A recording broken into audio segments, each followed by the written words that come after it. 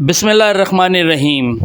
अस्सलामुअलैकुम नाजरीन, मैं हूं आपका मेज़बान नवीद अहमद और आप देख रहे हैं Naveed sports news and reaction. नाजरीन, जैसा कि आपको मालूम है कि पीटीआई के कायद इमरान खान न्याज़ी काफ़ी अरसे से जेल के अंदर हैं।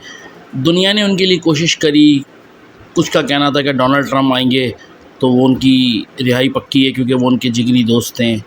हाल ही में अभी आसिम मुनीर साहब भी अमेरिका गए थे तो लोगों का कहना था कि डील पक्की हो गई है। लेकिन नाजरीन, चाइना बहुत ज़्यादा आगे कोशिशें करने लग गया है।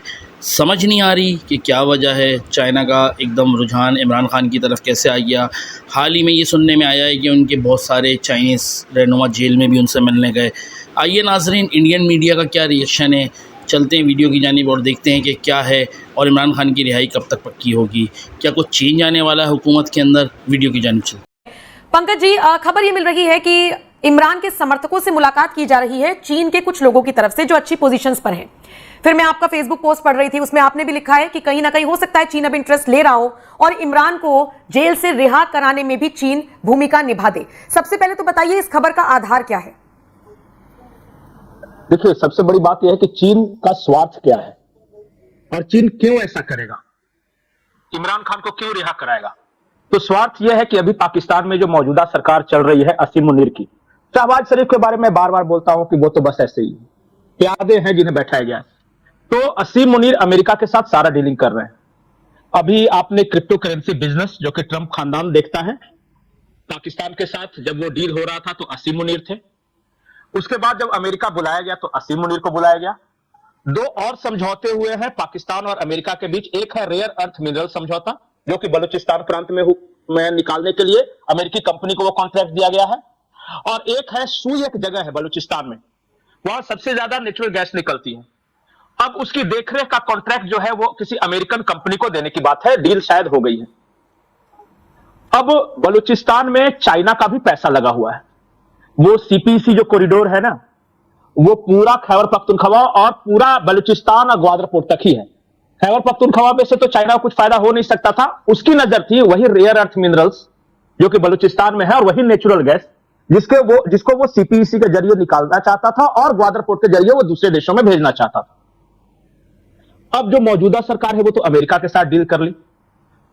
अब चीन को यह लगता है कि उसके पैसे जो सीपीसी में लगाए हैं और जो उसने पाकिस्तान को लोन दिया है वो डूबने की कगार पे है। और असीम मुनीर लगातार अमेरिका के संपर्क में है। एक और बड़ी खबर यह है कि अमेरिका को एयर बेसेस अपने खोलने की इजाजत दी है पाकिस्तान ने। यह असीम मुनीर करा है। यह सिचुएशन चाइना के लिए अनकंफर्टेबल सिचुएशन है। दूसरी महत्वपूर्ण बात, ऑपरेशन सिंदूर के बाद चाइना को ऐसा लगता है कि उसे जो क्रेडिट मिलना चाहिए था पाकिस्तान की तरफ से वो नहीं मिला। चीन ने कहा कि सारा इंटेलिजेंस हथियार हमारे, लेकिन बाद में नोबेल प्राइज का रिकमेंडेशन ट्रंप के लिए, और बार बार ये कह रहे हैं कि भाई सीज फायर ट्रंप ने कराया तो हम क्या बेवकूफ थे जो अपना सारा हथियार और पैसा और इंटेलिजेंस दे रहे थे। इसका मतलब कि अभी की जो सरकार है वो अमेरिकी परस्त सरकार है। ये चीन को ऐसा लगता है। दूसरी बात कि दुश्मन का दुश्मन दोस्त होता है। इमरान खान के समर्थकों को भी यह लगता है कि इमरान सरकार की तख्ता पलट के पीछे सीआईए और अमेरिका है। इमरान खान ने ऐसा बोला भी था और उन्होंने नाम लिया था लूका, डोनाल्ड लूका की उन लोगों ने सब मिलकर कराया है। तो अमेरिका से आहत इमरान भी है और अमेरिका से आहत चीन भी है। दोनों के इंटरेस्ट भी मैच कर रहे हैं कि अगर ये जो मौजूदा सरकार है तो बिल्कुल अमेरिका की तरफ चली गई, तो जो सरकार आई कम से कम इससे तो बेहतर थी। चाइना को इज्जत भी देती थी और वगैरह सब काम भी चल रहा था। सीपीसी का काम जो कि बिल्कुल अभी बिल्कुल बंद हो चुका। एक आरोप पंकज जी, इमरान खान पे ये लगता है कि सीपीईसी जिसका आप जिक्र कर रहे हैं कॉरिडोर का, उसकी रफ्तार तेज करने के बजाय अगर धीमी किसी ने की थी तो वो भी इमरान खान थे। तो चीन बहुत ज्यादा खुश नहीं था इमरान से, लेकिन इमरान हमेशा अपना रिपोर्ट कार्ड अच्छा चाहते थे चाइना के सामने। तो इस तरफ से तो झुकाव था।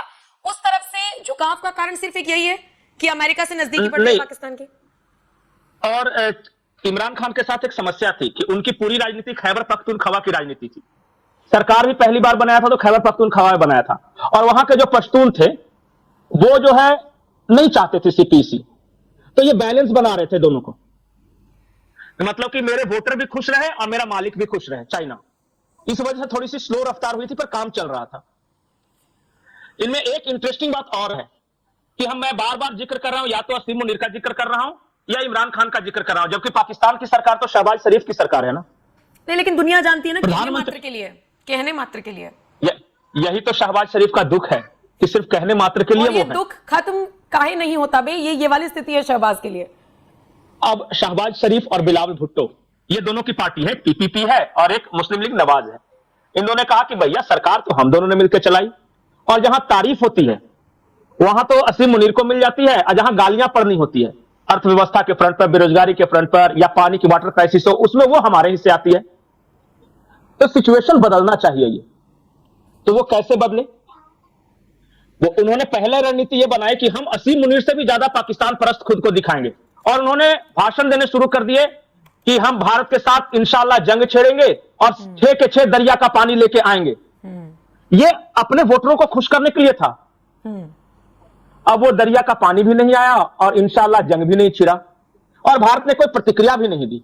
इन्होंने कहा कि भैया शहबाज, धमकी का असर नहीं हो रहा है। बोला कि चिट्ठी लिखो।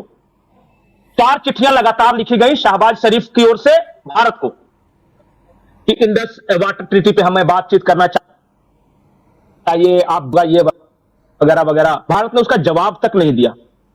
और अब तो कह रहे हैं कि हम कि ईद को देने के लिए भी तैयार है, भारत साथ दे। अब क्या करे, मरता क्या न करता।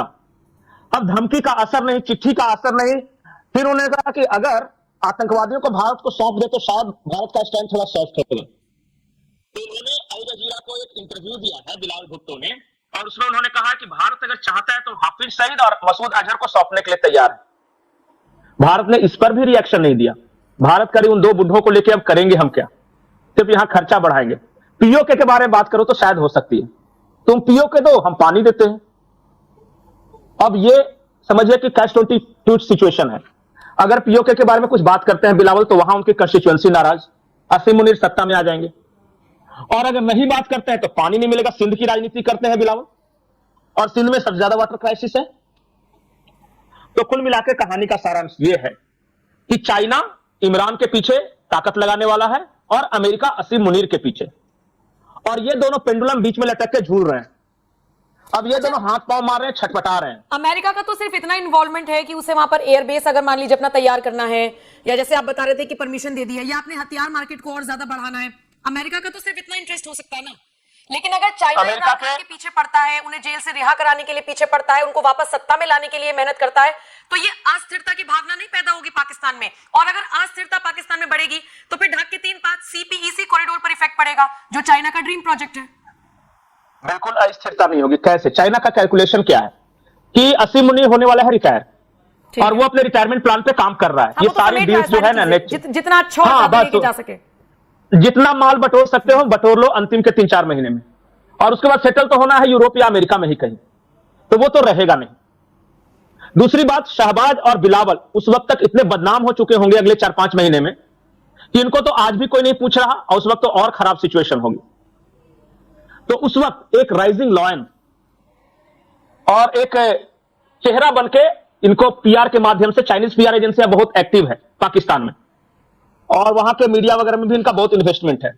तो इमरान खान को एक तारनहार के रूप में फिर से वही लाया जाएगा, अरे दीवानो मुझे पहचानो, जेल से आया मैं हूं डॉन, इस तरह करके।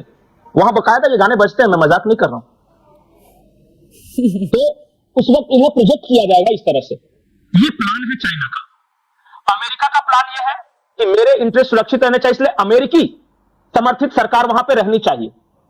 और देखिए, अगला जो वहां का सेना नायक जो चुना जाएगा ना असीम मुनीर के बाद, वो फैसला करेगा कि पाकिस्तान किस राह जाएगा। अमेरिका समर्थित कोई अधिकारी बनेगा आर्मी चीफ, या फिर चाइना समर्थित कोई अधिकारी आर्मी चीफ बनेगा। यहीं पे सारी लड़ाई है वहां।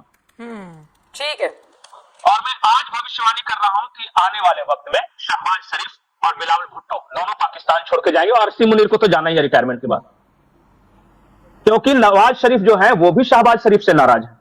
वो अपनी बेटी मरियम नवाज को प्रधानमंत्री बनाना चाहते हैं। वो एक फैमिली में अलग चल रहा है पॉलिटिक्स वहां पे। भाई नहीं चलेगा, बेटी चलेगी। ठीक है, ठीक है पंकज जी। तो इमरान खान को जेल से बाहर निकालने के लिए चीन कितनी मेहनत करेगा, सत्ता में बिल्कुल बिल्कुल लाने के लिए कितनी मेहनत करेगा, ये देखने वाली बात होगी। और कैसे तख्ता पलट होगा, अस्थिरता आएगी नहीं आएगी, शहबाज का इसमें क्या इन्वॉल्वमेंट होगा, ये सब सारी चीजें देखने वाली बात होगी। जी नाजरीन, आपको इंडियन मीडिया का रिएक्शन कैसा लगा कमेंट्स में बताइएगा। हमारे चैनल को लाइक करें, सब्सक्राइब करें। इंशाअल्लाह ताला मिलते हैं एक नई आने वाली वीडियो के साथ। तब तक के लिए अल्लाह हाफ़िज़।